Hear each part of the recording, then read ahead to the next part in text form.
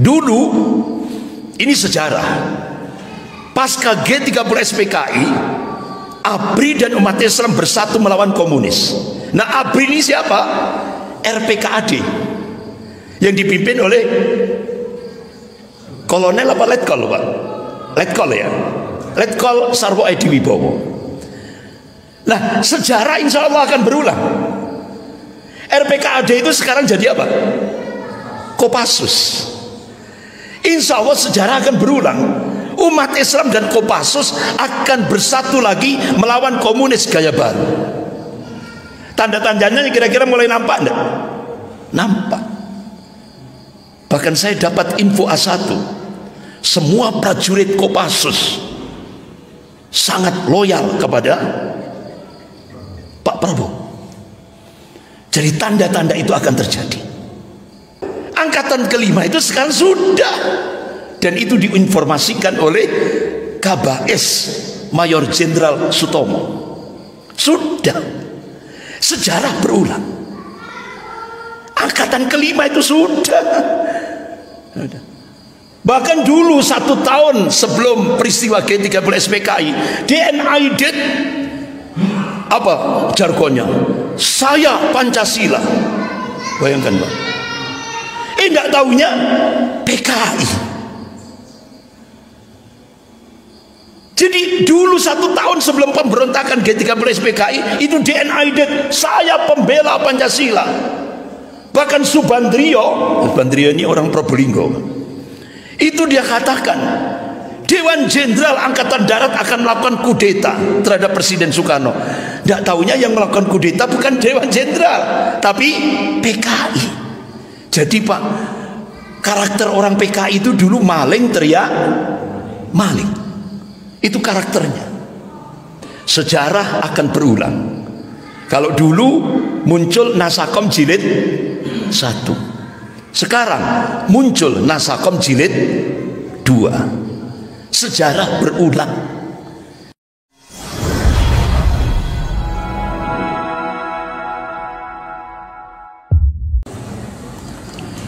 Assalamualaikum warahmatullahi wabarakatuh.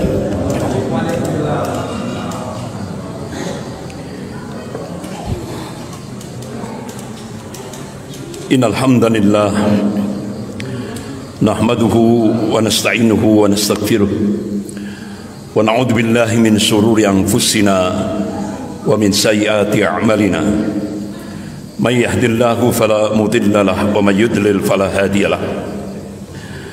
Asyhadu an la ilaha illallah wahdahu la syarika lah wa asyhadu anna Muhammadan abduhu wa rasuluh. Ya ayyuhalladzina amanu taqullaha haqqa tuqatih wa la tamutunna illa wa antum muslimun. Ya ayyuhan nasu taqu rabbakum alladzi khalaqakum min nafsin wahidah wa khalaqa minha zawjaha wa batha minhuma rijalan katsiran wa nisaa'a wattaqullaha alladzi tas'aluna bihi wal arham innallaha kana 'alaikum raqiba. Ya ayyuhalladzina amanu taqullaha wa qulu qawlan sadida yuslih lakum a'malakum wa yaghfir lakum dhunubakum wa may yuti'illaha wa rasulahu faqad faza fawzan 'azima. Amma ba'd. Fa in asdaqal hadits kitabullah wa khairul hadi hadi Muhammadin sallallahu alaihi wasallam wa syarrul umur muhdatsatuha wa kullu muhdatsatin bid'ah wa kullu bid'atin dhalalah wa kullu dhalalatin finnar. Ma'asyiral muslimin rahimakumullah. Allah Subhanahu wa taala memberikan tanbih dalam surah Al-Fat ayat 23. Allah berfirman, a'udzubillahi minasyaitonir rajim. Sunnatullahi allati qad khalat min qabl wa lan tajida sunnahi tabdila. Jadi kata Allah, sunnatullah itu sudah berlaku sejak dulu dan kalian tidak akan pernah melihat menyaksikan perubahan akan sunnatullah. Artinya Allah mengabarkan sejarah akan berulang. Yang membedakan adalah warna dan kualitasnya. Oleh karena itu malam hari ini kita mencoba untuk mengingat kembali peristiwa tragis yang menimpa kaum muslimin, lebih khusus di Indonesia. baik tahun 48, puncaknya tahun 65. Dan Allah terus mengingatkan sejarah akan berulang, ya. Karena sejarah berulang akan muncul lagi, dan itu fakta empiris nyata. Oleh karena itu, ayo kita munculkan kewaspadaan umat terhadap ancaman KGB, komunis gaya baru. Dan ini fakta, bukan fiktif. Ini nyata. Bahkan guru besar ilmu politik dan militer Universitas Indonesia, yaitu Profesor Salim Said, Allahumma'arham, beliau sudah meninggal, baru saja meninggal. Dalam video pendeknya beliau menyampaikan, sekarang kader-kader komunis sudah banyak yang menjadi bupati, wali kota, gubernur, staf menteri, bahkan staf presiden. Luar biasa. Bahkan kata Profesor Salim Said, kader-kader komunis yang duduk di DPR RI itu kurang lebih 200 lebih, hampir separuh gitu. Ya kan? Luar biasa. Bahkan ada kader Gerwani bikin buku, aku bangga jadi anak PKI. Bikin buku lagi, anak PKI masuk parlemen, bahkan jadi ketua komisi 9 DPR pusat. Kan luar biasa. Ya kan? Luar biasa ya. Ya kan? Bahkan bapak-bapak, ibu-ibu yang dimuliakan Allah, ya kan? Profesor Salim Said sampai memberikan statement dalam video pendek yang viral di media sosial itu. Jadi kader-kader komunis yang sekarang ini menguasai pemerintahan itu sekarang sudah melakukan balas dendam kepada umat Islam dan ulamanya dengan menggunakan kekuasaan. Itu. Oleh karena itu, bapak-bapak, ibu-ibu yang dimuliakan Allah, apa yang disampaikan oleh Profesor Salim Said ini tidak hanya sudah sekedar statement, tapi beliau punya data. Nah, itu. Beliau punya data, itu pasti, karena beliau guru besar ilmu politik dan militer, beliau dosen angkatan darat. Nah, itu. Bapak-bapak, ibu-ibu yang dimuliakan Allah, kalau kita mencoba membuka sejarah, promotor ideologi komunis itu adalah Karl Marx. Dia tokoh Zionis Yahudi internasional. Ya kan? Allah sudah mengingatkan dalam surah Al-Maidah ayat 82. A'udzubillahi minasyaitonir rajim. La tajidanna asyadan nas 'adabatan lil ladzina amalu yahuda wal ladzina asyraku. Sungguh kalian akan melihat, menyaksikan orang-orang yang paling keras permusuhannya terhadap hamba Allah yang mukmin, yaitu al-Yahud, kata Allah, Yahudi dan orang-orang musyrik. Ya kan? Komunis itu masuk musyrik enggak? Ateis kan? Ya kan? Nah, itu. Jadi Karl Marx, Friedrich Engels, ini yang memunculkan teori ideologi yang menciptakan ideologi komunis. Yang mengaplikasikan itu adalah Lenin. Ya. Bahkan Lenin memberikan satu statement, kalau seluruh dunia ini gitu ya, sudah habis gitu manusia, yang penting sepertiganya komunis. Itu yang dicita-citakan oleh Lenin. Hampir 30 juta ya rakyat Uni Soviet dibunuh oleh Lenin. Dilanjutkan Stalin, lebih ganas lagi. Masjid-masjid di Uni Soviet dihancurkan. Jadi kalau kita buka sejarah, dunia ini pernah merah. Startnya 1917 sampai 1991, hampir 74 tahun di 76 negara termasuk Indonesia. Itu.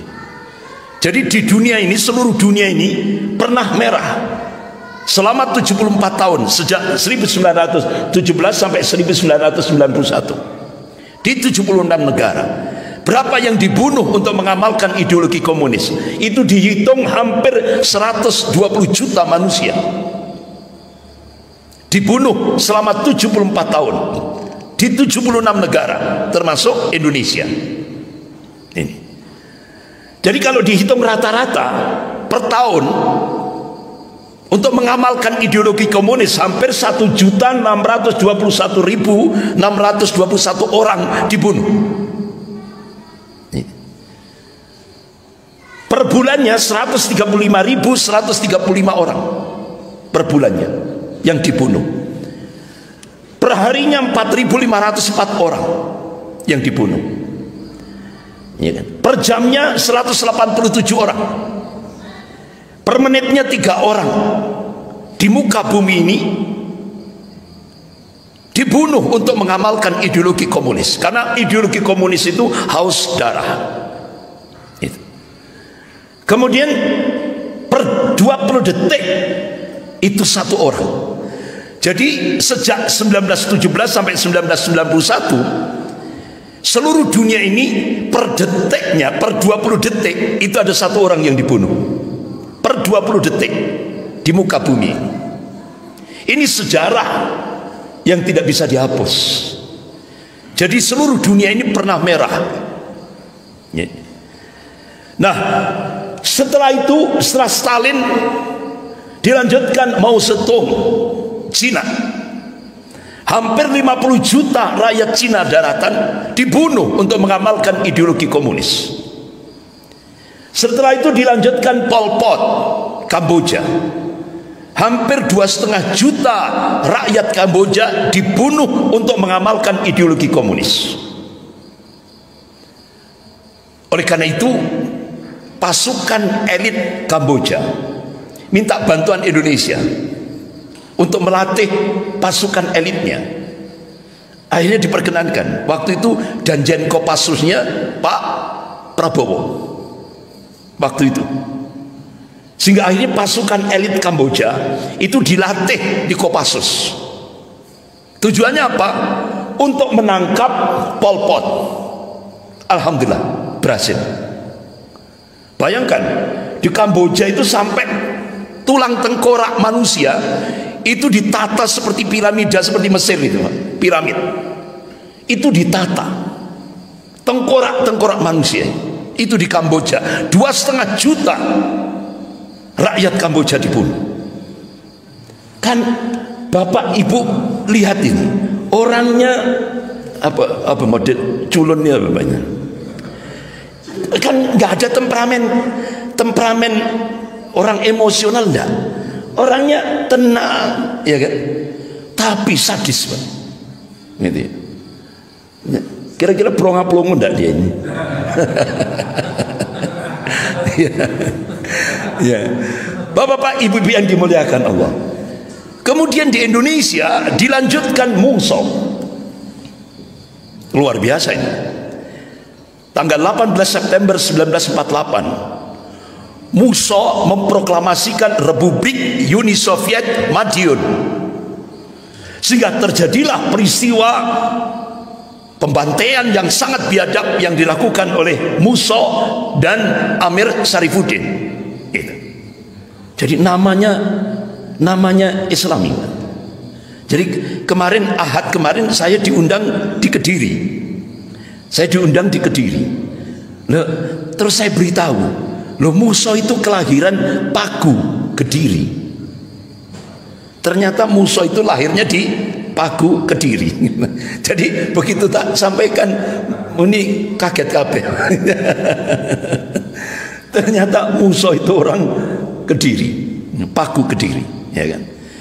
Jadi luar biasa. Ribuan santri, ulama, sak keluarganya dibantai dengan cara-cara yang sangat biadab. Ini coba bapak-bapak lihat sendiri. Kuburan massal di Madiun, luar biasa. Bahkan 159 TNI, anggota TNI juga jadi korban kebiadaban Muso. Gitu. Bahkan ketika saya diundang di Magetan, di Takran, tempatnya Pak Dahlan Iskan. Nah, di sana itu ada tokoh, yaitu Kiai Haji Abdul Mursyid Muttaqi, pimpinan pondok pesantren tertua di Tagran Magetan, namanya SM, pesantren SM Sabilil Muttaqin. Itu pada saat kejadian pergerakan PKI Muso, itu Kiai Haji Abdul Mursyid Muttaqin itu dipenggal kepalanya. Sampai hari ini Pak, jenazah Kiai Haji Abdul Mursyid Muttaqin belum diketemukan. Bahkan di Tagran Magetan itu sudah banyak yang dibunuh. Sampai dibuat monumen ini di Magetan. Jadi jenazah nomor 1 sampai 67 itu terdeteksi siapa namanya, masih terdeteksi. Tapi jenazah nomor 68 sampai 108 tidak terdeteksi. Kenapa? Karena dimutilasi, dicacah-cacah tubuhnya oleh PKI Muso. Termasuk ini keganasan PKI Muso tahun 48 yang gugur di desa Kresek, dibuat monumen di sini. Ini Pak. Ya. Bahkan bapak-bapak, ibu yang dimuliakan Allah, Kiai Haji Jarkasi Allahumayarham, dan satu lagi saya lupa namanya, pimpinan pondok pesantren Gontor. Masya Allah, beliau diberikan basirah, ketajaman mata hati. Beliau sudah merasa tidak enak, sehingga akhirnya 200 lebih santri dan asatid itu diungsikan. Sehingga akhirnya ketika gerombolan Muso datang ke pondok pesantren Gontor, kosong. Alhamdulillah tidak ada korban, tapi pondok diobrak-abrik, dirusak oleh PKI Muso ini. Itulah yang terjadi. Bahkan di pabrik gula Rejoso, kalau tidak salah, Rejoso itu, ya Allah, itu di dalam pabrik gula itu darah, itu pembantaian yang dilakukan oleh gerombolan Muso ini luar biasa. Banyak yang jadi korban itu para kiai, para ulama, para santri. Bapak-bapak, ibu yang dimuliakan Allah, termasuk Gubernur Jawa Timur ini, Pak Suryo ini. Gubernur Jawa Timur ini, Pak Suryo ini dulu merangkap jadi ketua DPA, Dewan Pertimbangan Agung Republik Indonesia.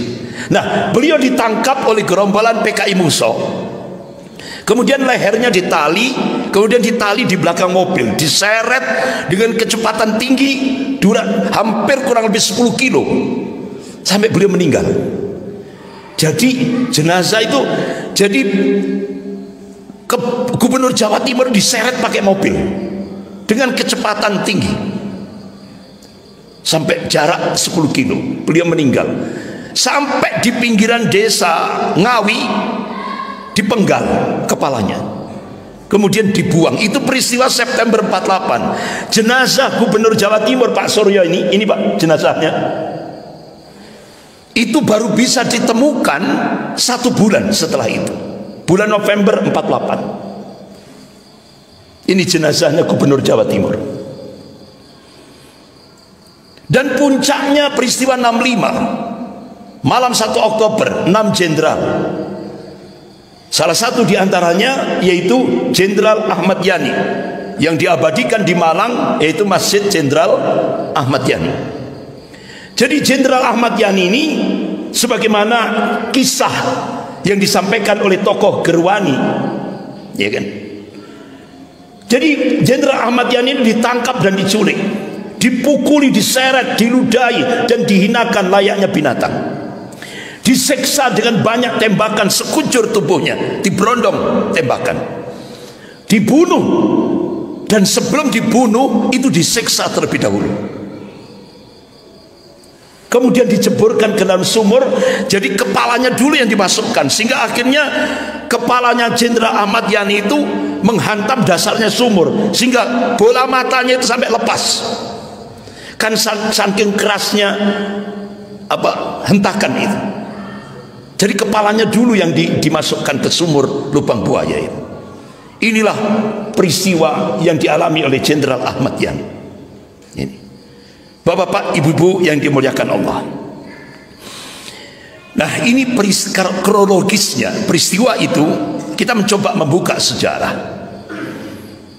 Kenapa itu bisa terjadi? Ada kronologis, yaitu di akhir pemerintahan Soekarno. Soekarno terbius pemikiran Karl Marx, yaitu anggota jaringan rahasia Illuminati yang ditugaskan kelompok itu untuk menyusun program revolusi dunia. Jadi ideologi Marxisme dijadikan tameng Soekarno untuk membentengi kekuasaannya dengan memunculkan ideologi baru, Nasakom, nasionalis agama komunis. Itu Pak. Bapak-bapak, ibu-ibu yang dimuliakan Allah, sejarah akan berulang. Kalau dulu muncul Nasakom jilid 1, sekarang muncul Nasakom jilid 2. Sejarah berulang. Ini ketetapan Allah, nggak bisa diganggu gugat, Pak. Sejarah berulang. Nah, bapak-bapak, ibu yang dimuliakan Allah, begitu Soekarno lebih condong pada ideologi komunis, dia munculkan ideologi Nasakom. Bung Hatta sebagai wakil presiden Republik Indonesia tanggal 1 Desember 1956 mengundurkan diri karena Bung Hatta menolak ideologi Nasakom, nasionalis agama komunis. Jadi Bung Hatta resmi mengundurkan diri dari jabatan wakil presiden itu 1 Desember 1956. Nah, bapak-bapak, ibu-ibu yang dimuliakan Allah, ternyata banyak tokoh-tokoh di Indonesia yang istiqomah melakukan perlawanan terhadap Soekarno. Di antaranya Presiden Darurat Republik Indonesia Pak Safrudin Prawira Negara, Allah menyerham, termasuk bapaknya Prabowo, Pak Sumitro Joyo Hadi Kusumo, itu dulu melakukan perlawanan terhadap ideologi komunis Soekarno. Dan saiki sejarah berulang, anaknya mau diangkat jadi presiden, iya kan? Nah, Soekarno diteruskan anaknya diteruskan petugasnya Pak Mulyono, iya kan? Benar Pak? Akhirnya muncul Nasakom jilid 2. Nah, tidak tahunya Allah munculkan, Allah takdirkan, insya Allah tanggal 20 Oktober akan diangkat jadi presiden. Yang dulu bapaknya Pak Prabowo itu melakukan perlawanan terhadap ideologi Nasakom yang diciptakan oleh Soekarno. Jadi sejarah berulang. Contoh Pak, dulu ini sejarah pasca G30 SPKI, ABRI dan umat Islam bersatu melawan komunis. Nah, ABRI ini siapa? RPKAD yang dipimpin oleh Kolonel apa Letkol Pak? Letkol ya, Letkol Sarwo Edi Wibowo. Nah, sejarah insya Allah akan berulang. RPKAD itu sekarang jadi apa? Kopassus. Insya Allah sejarah akan berulang. Umat Islam dan Kopassus akan bersatu lagi melawan komunis gaya baru. Tanda-tandanya kira-kira mulai nampak enggak? Nampak. Bahkan saya dapat info A1, semua prajurit Kopassus sangat loyal kepada Pak Prabowo. Jadi tanda-tanda itu akan terjadi, insya Allah. Allah selamatkan Indonesia ini, insya Allah.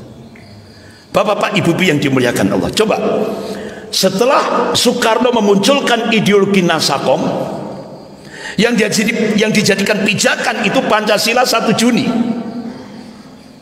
yaitu Pancasila versi pribadi Soekarno, bukan Pancasila konsensus nasional 18 Agustus, tapi Pancasila 1 Juni. Kira-kira sejarah berulang nggak Pak, Bu?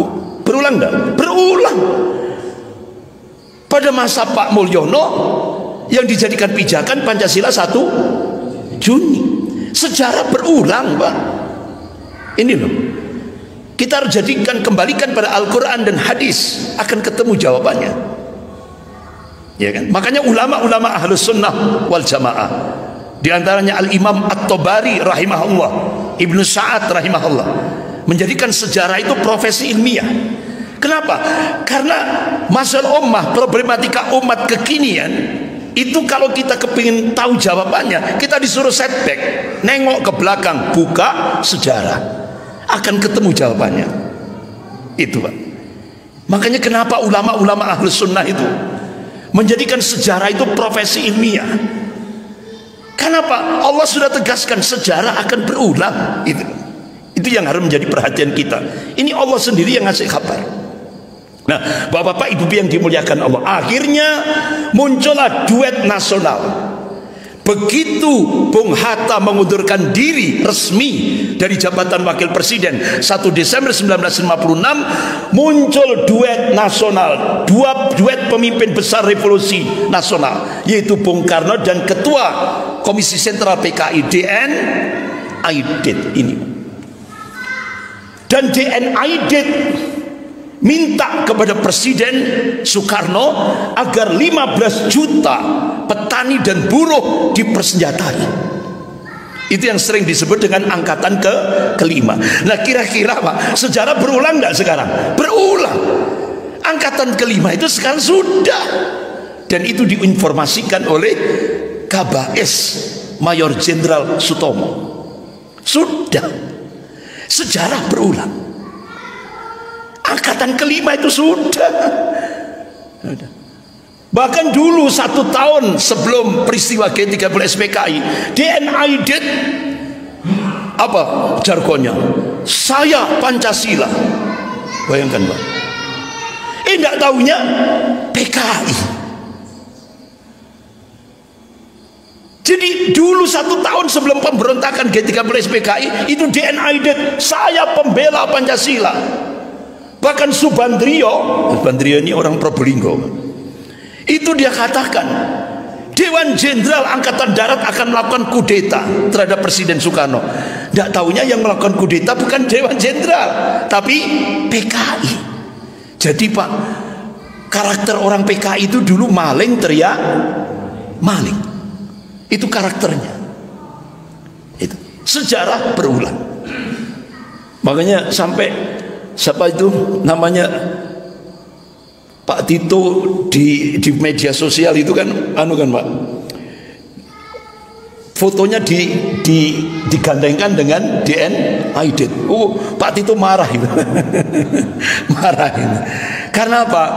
Beberapa guru besar di sebuah universitas itu, loh, kenapa bapaknya Pak Tito kok memberi nama Tito? Nah, Tito itu kan tokoh komunis Yugoslavia. Nah itu Pak. Dan sekarang kok mirip wajahnya, ya kan? Nah itu Pak. Nah ini, jadi sampai Pak Jenderal Tito itu marah. Karena di media sosial itu kalangan netizen ini gandengkan, lo fotonya kok podo. Nah, bapak-bapak, ibu-ibu yang dimuliakan Allah, akhirnya PKI ini jaya-jayanya PKI, ya kan? Jaya-jayanya PKI. Akhirnya PKI benar-benar berjuang ingin merubah NKRI menjadi komunis. Jadi baliho-baliho di Jakarta Pak, ini gambar balihonya itu, ini sudah di mana-mana. Karl Marx, Friedrich Engels, Soekarno, DN Aidit, Lenin, Stalin. Jadi baliho-baliho besar di Jakarta itu terpampang. Ini jaya-jayanya PKI. Gak bisa dirubah sejarahnya. Ini jejak digitalnya. Bahkan revolusi mental itu ternyata itu yang dicita-citakan oleh DN Aidit, Ketua Komisi Sentral PKI. Nah, kira-kira sejarah berulang enggak? Berulang. Sekarang ada revolusi mental sejak 10 tahun yang lalu sampai sekarang. Sejarah berulang. Nah, bapak-bapak, ibu yang dimuliakan Allah, jadi Soekarno, Presiden Soekarno, ketika hari ulang tahun PKI ke-45 tanggal 23 Mei 1965, Presiden Soekarno pidato. Bapak buka di Google, pidato Soekarno pada saat hari ulang tahun PKI ke-45 tanggal 23 Mei 1965 akan keluar ini Pak. Dan bapak bisa baca itu pidatonya Soekarno. Jadi judulnya suburlah PKI. Jadi duet antara Presiden Soekarno dan DN Aidit. Sekarang GBK, Gelora GBK, ya GBK, Gelora Bung Karno. Itu sekarang ini. Jadi dulu ini di GBK, ini ratusan ribu massa PKI kumpul, show of force, jaya-jayanya PKI. Soekarno, DN Aidit pidato, suburlah PKI. Ini pidatonya Soekarno. Bapak-bapak ibu yang dimuliakan Allah, Buya Hamka Allahumma yarham.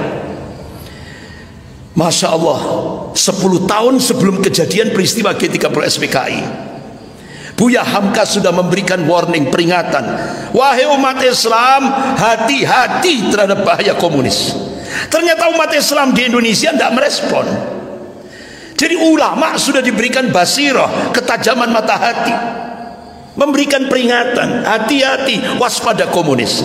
Ternyata betul, Pak. Setelah 10 tahun meletuslah peristiwa G30S PKI. Makanya Buya Hamka sampai memberikan statement, rupanya Allah tidak memberi dulu cobaan bagi rakyat Indonesia. Jadi kepinginnya Buya Hamka dulu itu begitu disampaikan umat siap menghadapi itu loh, sehingga tidak terjadi korban. Tapi ternyata umat tidak siap. Dianggap statement Buya Hamka itu biasa-biasa saja. Jadi akhirnya kejahatan komunis terbukti dengan peristiwa G30 SPKI. Padahal Buya Hamka sudah mengingatkan 10 tahun sebelum itu. Dan Masya Allah Pak, di tengah-tengah jaya-jayanya PKI, Masya Allah ternyata masih ada 907 ulama se-Indonesia, seluruh Indonesia, yang menolak ideologi komunis. Tapi resikonya dijebloskan ke penjara tanpa prosedur hukum. Sehingga 907 ulama se-Indonesia kumpul di Palembang mengadakan muktamar alim ulama seluruh Indonesia, mengeluarkan rekomendasi. Pertama, itu ada 6 rekomendasi. Pertama, ideologi ajaran komunisme adalah kufur hukumnya dan haram bagi umat Islam menganutnya. Yang kedua, bagi orang yang menganut ideologi ajaran komunisme dengan i'tiqad, dengan keyakinan dan kesadaran, kafirlah dia. Jadi ulama-ulama dulu itu tegas, kafirlah dia, tidak sah menikah dan menikahkan orang Islam, tidak ada waris mewarisi, dan haram jenazahnya diselenggarakan secara Islam. Saya membayangkan Pak, kalau ulama sekarang seperti ini, ya opo Pak Mulyono itu. Tapi kuhabis tiarap kabeh, iya kan? Banyak ulama yang tiarap. Kenapa? Ya itu tadi, kena min amplopi bin fulus. Gitu. Jadi inilah yang terjadi. Bapak-bapak ibu yang dimuliakan Allah, ada 6 ditandatangani oleh Kiai Haji Muhammad Isa Ansori dan sekretarisnya Bapak Ghazali Hasan. Bapak-bapak ibu yang dimuliakan Allah, setelah ulama mengeluarkan rekomendasi, tepat tanggal 17 Agustus 1958, Soekarno pidato dengan gegap gempita. Soekarno mencela dengan sangat keras muktamar alim ulama Indonesia yang berlangsung di Palembang tahun 1957. Itu kata Soekarno, itu komunis fobia. Dan itu perbuatan 907 ulama itu adalah perbuatan amoral. Itu kemarahan Bung Karno, Presiden Republik Indonesia yang pertama. Jadi 907 ulama yang menolak ideologi komunis itu dikatakan oleh Presiden Soekarno itu ulama amoral. Apa ulama amoral itu? Nggak punya moral. Itu Pak. Jadi resikonya berat Pak, dulu ulama ini 907 ulama ini resikonya berat. Wong yang marah ini presiden. Nah kalau ulama masih ada 907 ulama seperti itu, luar biasa Pak. Nah sekarang ada enggak 907 yang menolak ideologi Nasakom Jilid 2? Masih tanda tanya Pak. Wani orang, ya kan? Bang, jangankan itu, mau bergerak saja sudah di stop dengan tambang. Serap langsung. Jadi ormas-ormas langsung ditutup dengan tambang, selesai. Lemes kabeh. Ini sih beda dengan ulama dulu, luar biasa. Sehingga akhirnya resikonya Pak, semua dijebloskan penjara tanpa prosedur hukum. Sampai Buya Hamka Muhammad Natsir memberikan statement, ulama adalah figur yang mengakar ke bawah, mengakar pada umat, bukan merambat ke atas pada kekuasaan. Ulama adalah mereka yang alim, tegas dan sederhana, bukan mereka yang bergelimang dalam gemerlap kemewahan dunia dan toleran pada kemungkaran. Lesannya ulama adalah perisai bagi dakwah, bukan tameng bagi kekuasaan. Akhirnya Buya Hamka ditangkap, hartanya disita oleh negara, dijebloskan penjara tanpa prosedur hukum 2 tahun 4 bulan. Akhirnya Buya Hamka diseksa pakai strom tegangan tinggi. Buya Hamka ketika di penjara tidak diberi minum.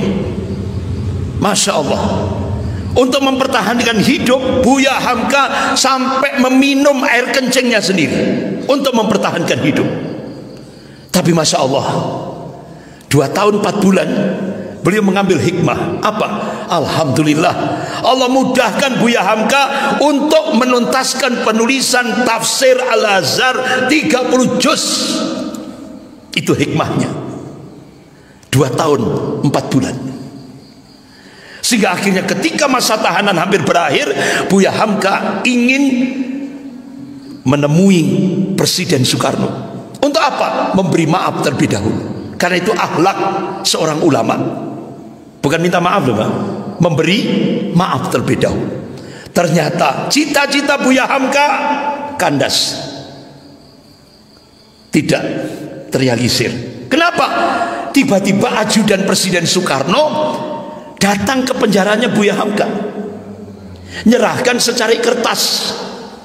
Begitu secari kertas itu dibuka oleh Buya Hamka, Allah mayarham, Buya Hamka mengucapkan kalimat istirja, inna lillah wa inna ilaihi rojiun.